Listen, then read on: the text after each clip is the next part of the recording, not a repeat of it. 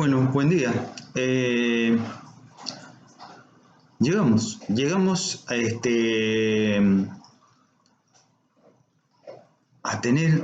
estar, digamos, enfrente de la situación de tener que balancear un rotor, ahora con el método de dos planos. De aquí, del método de dos planos, sale toda la teoría para hacerlo en cuantos planos queramos. Ya lo vamos a ir viendo, pero estudiándolo para dos planos ya está. Vamos a hacerlo en tres partes. La primera parte va a ser la parte matemática pura. La segunda parte va a tener que ser llegar a un modelo de análisis. Y la tercera parte, el balanceo de un rotor. Vamos viendo cómo sale. Va a ser, a lo mejor sale en 3 videos o más, en 4. La idea es ir muy lentamente, cosa de que se vaya entendiendo y que lo puedan repasar lo que no entienden, pero que quede todo muy explicadito para que agarren el concepto. Ahí va. Bueno, súper conceptual. La primera parte es ver con qué elementos matemáticos vamos a trabajar y por qué.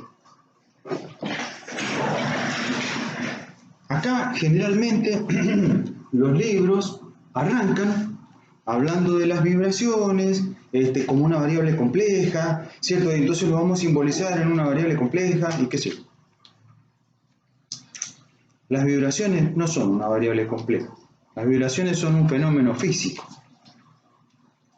Las vibraciones varían como se le da la gana, no tienen la forma de una variable compleja. Entonces, yo me voy a tomar la atribución para estudiar una vibración y llevarlo a un modelo matemático que pueda manejar más o menos fácilmente, lo voy a hacer a través de un número complejo. Las vibraciones no son un número complejo, esto es una abstracción matemática puramente. Entonces, por ahí hay libros que arrancan y dicen, bueno, las vibraciones son un número complejo. No, las vibraciones no son ningún número complejo. No, yo hago una abstracción matemática llevando un fenómeno físico a un modelo matemático que lo represento con un número complejo.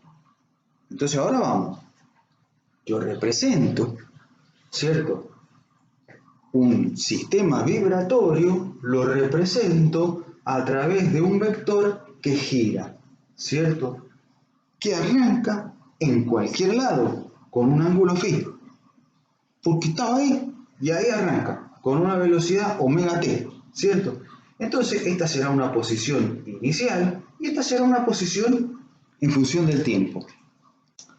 Y la posición yo la puedo, ese vector, para llevarlo a un modelo matemático que yo pueda manejar con cierto grado de facilidad, lo voy a representar por sus dos componentes, una componente según el eje X y una componente según el eje Y. Esa componente según el eje X será la amplitud por el coseno, que en este caso, la posición inicial, el coseno de phi, el ángulo inicial. Cuando empezó a girar, el coseno de omega t más phi. Ese phi, este phi, se llama el ángulo de fase. Ya lo vamos a ver, como lo medimos, toda la historia. Tranquilo. Y sobre el eje Y, ¿cierto?, aparece esto con un numerito I. O sea que va a tener una componente. O sea, Z, que está compuesto por estos dos vectores, sería lo mismo que representarlo así, y entonces va a tener una componente real, que es la que está sobre el eje X, y una componente imaginaria, que es la que está sobre el eje Y. ¿Por qué? ¿Por qué me vuelvo loco haciendo eso? Porque al hacerlo con esta forma, con una componente imaginaria, puedo usar lo que sé de las ecuaciones de Euler, que Euler me representa un vector giratorio como E a la I phi. Entonces, en mi caso, ese vector giratorio que estaba acá de esta manera, yo lo puedo representar fácilmente lo puedo escribir fácilmente, como que el vector giratorio es la amplitud A por E a la I omega t más phi. Phi va a ser un ángulo constante, omega t va a variar en función del tiempo, una función paramétrica. ¿Vieron? Entonces, he pasado de algo que no tenía ni pie ni cabeza, que no sabía cómo enganchar, he pasado a una formulita chiquitita, cortita, esta que está acá. Bien, pero esa formulita no es una vibración, eso es la representación matemática de una vibración. Vamos ahora al fenómeno físico. Bueno, ahora se fueron todos los vectorcitos, apareció un rotor. ¿Qué pasó? ¿Qué pasó? Que este es el fenómeno físico. A ver qué hacemos para llevar este fenómeno físico a lo de los vectorcitos de recién.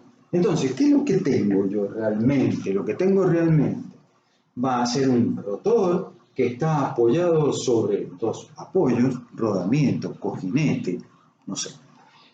Uno que le voy a llamar P, próximo, ¿cierto? Y otro que le voy a llamar L, lejano. Lo que quiere decir que yo estaré por acá, ¿cierto? Más cerca del próximo. Y tengo dos planos, 1 y 2, sobre los cuales puedo poner masa. Acá están dibujados, lo elijo en el dibujito, lo podría haber puesto en cualquier parte. Pero en los rotores de verdad, reales, esos planos no, están dados por el diseño. O sea, yo no puedo ir y meter la mano y poner la masa a donde se me dé la gana, la masa de prueba o la masa de balanceo. Tengo que ir a algún lugar que el fabricante haya previsto, o algún lugar que esté accesible. Entonces tendré que ponerme con los planos de la máquina, del rotor, a ver dónde le voy a meter un pesito, a dónde puedo llegar. Y ahí me va a definir este plano 1 y plano 2. Bien, y acá te tengo la proyección, ¿cierto? Sobre el plano 1, donde yo tengo este es el plano 1, esto gira para allá, ¿cierto? Y mido, si mido en ese sentido, ahí está el ángulo phi positivo. Y acá también el plano 2. ¿Cuál es el objetivo de todo lo que vamos a hacer de ahora en adelante? Es importantísimo tener claro, antes de empezar, qué es lo que queremos hacer, porque si no, ya arrancamos perdidos.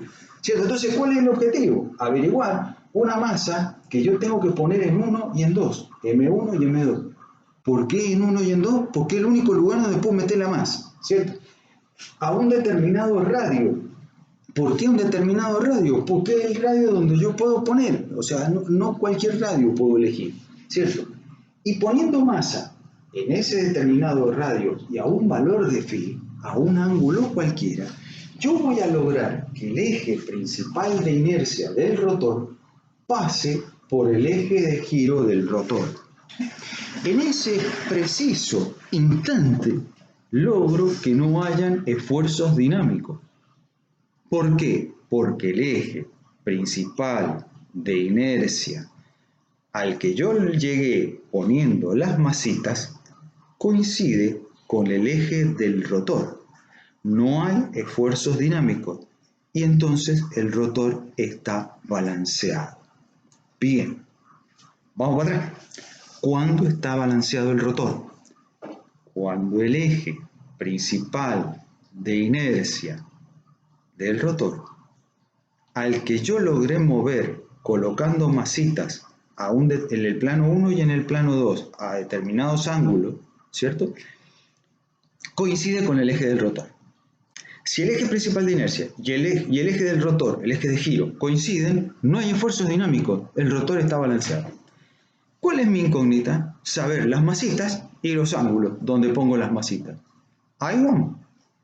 Chao, nos vemos en el próximo video. Gracias por escucharme. Este es el más importante de todo porque es el que marca de dónde partimos y hacia dónde vamos. Todo lo demás es esfuerzo, sudor. Ya vamos a ver cómo sale. Chao, gracias por escucharme. Nos vemos en la próxima.